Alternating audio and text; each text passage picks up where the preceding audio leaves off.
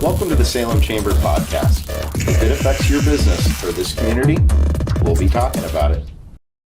Today I'm joined by a very special leader, not just for the Salem community and the Salem Chamber, but a leader who did incredible things making a business model that started in California and ended in Salem, Oregon as part of a very special, large group employer here in the Salem area at Don Pancho Mexican Foods.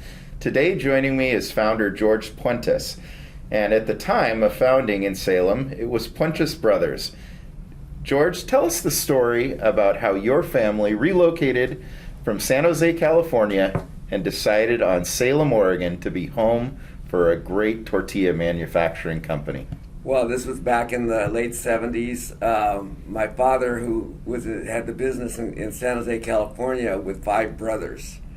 And he decided, okay, enough of that. I want to go off on my own, but I want my sons to be part of it. So at the time, I was working with Del Monte Corporation in management, and my father asked me to go, and I couldn't say no. So he said, well, you guys go wherever you think the thing is right. So my older brother and I drove up here to Oregon, got into the Willamette Valley, and said, this is a pretty good spot. It's a very agricultural place where we can sell a lot of tortillas. Working in a family business is not without its trials and tribulations, and I know as business expanded, different roles that each of the brothers took on, and some exiting this ecosystem, some coming back, but ultimately, George, you led a great expansion of Don Pancho Mexican Foods, the transfer from Puentes Brothers, Inc. into the Don Pancho brand that is now so visible across the nation today on grocery shelves and within restaurants. Talk about some of those unique challenges you faced, and maybe what were some of the great triumphs along the way? Well, we have had triumphs. I don't know that, I'd say great in terms of the family being part of it, because we did split up the company after about 4 or 5 years of operating and going basically nowhere. So, it was a matter that we needed leadership, but nobody would be allowed to take it.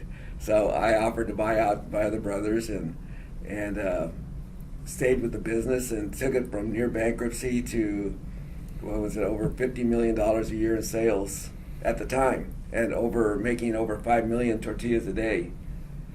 It's pretty incredible, the trajectory and the path that went on. And George, you're always humble to lend a lot of that success to other people within your team. But it did take a very strong leader and somebody willing to say, we're planting roots in Salem. We recognize there's a workforce here that could help us in production of great bread products. But when you look back and you look at a couple of those key moments, you as a leader, what were you feeling? Were there times of stress and challenge, or was this something you knew from the very beginning you could take to the highest levels? Well, I never knew how high I could take it, but that wasn't what I was going for. I mean, I was going for running a successful business, creating good products, putting together a team that we could work together, finally. And I went about doing that. I brought in some really great top-notch people, including Tom Hoppert. Yeah. Well, it was a great joy for me to serve with you and Ricardo Baez for 15 years, George, and I would be remiss if I didn't say what an incredible career and experience for me, allowing me to probably be a little more ready for the role that I'm currently in. George, when you look at leadership and you look to hire leaders, what are the qualities you're looking for in great managers and great individuals to lead within the company? Well, I'm looking for people who can think, and looking at people who not only can think and find problems, but they can also bring solutions along with them. That is very important. At the top position, there's so many facets to a company. You're not going to have all the answers. So that's what I tried to bring in. I tried to bring people who could give me the correct answers and the right direction for each of the areas that I needed people for, whether it be sales or whether it be production. I mean, another one of our great hires was hiring Cuco Quirarte early on, who born in Mexico, great, very knowledgeable man, probably one of the best production managers in the country. and I managed to sweet talk him, bring him up from Los Angeles area, and he's still with the operation and still been a big part of the success. I think one of the unique parts of Kuko's story is tell people what day you wanted to make sure Kuko was up in the Northwest, given his propensity to liking great weather. Oh, yeah. Well, that part I'm having a hard time remembering because I'd had to do some real begging. Well, I remember you reflecting that it was time to bring Kuko up when the weather was great in Oregon. So he was allowed to visit only in July and August during the recruiting trip. And so you made a special point to make sure he was not seeing the dreary falls and winter in Salem, Oregon. Well, I don't remember being that devious, but I'm sure I was.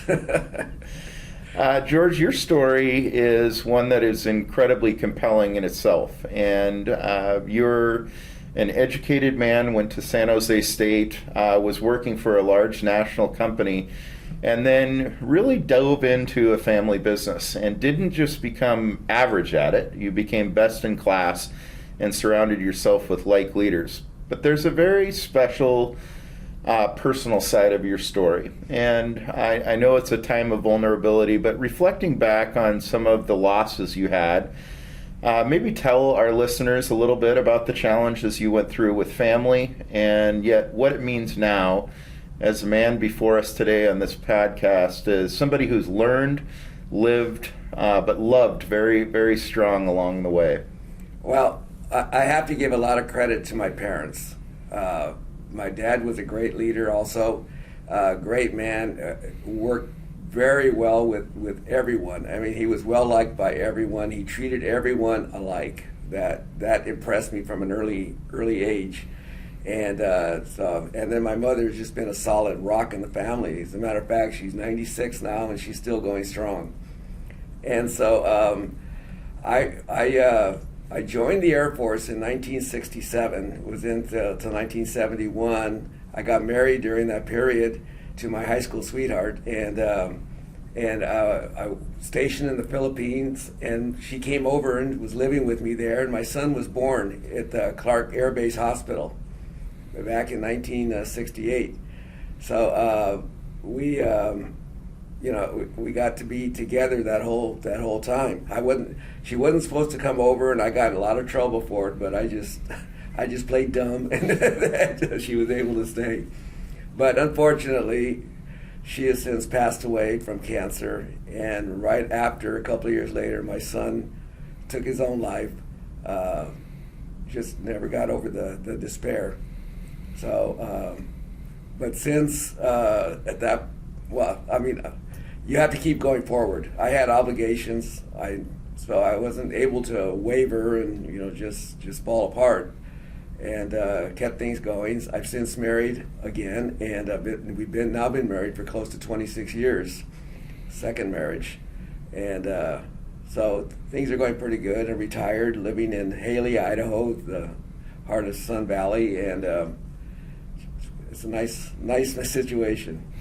I think when reflecting on the challenges you faced, George, for the people that you touched and the leaders that you brought into the organization, it is incredibly grounding for us to understand the challenges that you went through on a personal side while still managing and building a successful business. And I hope there are times that you can reflect and look at what an incredible empire that you started, built up with a lot of helpful partners, some family, and certainly just a great workforce.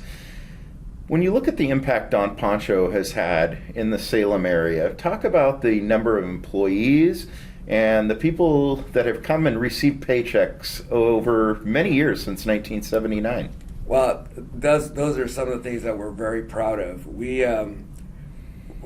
started a employee benefit program with insurance and everything. This was kind of not unheard of in our industry, but very, very rare that somebody would do that. But we decided we want to keep our employees and we want to make sure they're well protected. So we've had health plans and everything since pretty close to the beginning. And and the thing about the being surrounded by the right people, there have been times, times of loss or whatever, but everybody has always stepped in and filled those voids in those positions that needed to be. So, and in terms of employees, we even had a college, what do you call that, a scholarship program. We were able to put a few of our people through college. Turned out, I remember Jose, our IT specialist. We were able to get him through college, and turned out to be a great addition to the company. And we've had hundreds. I'm not sure the current number. I think it's 350, something like that currently at the plants. And then the company has added on another company in North Carolina, and begging to be able to open up another one in the Midwest, because there's so much traffic going back and forth. So it continues to grow.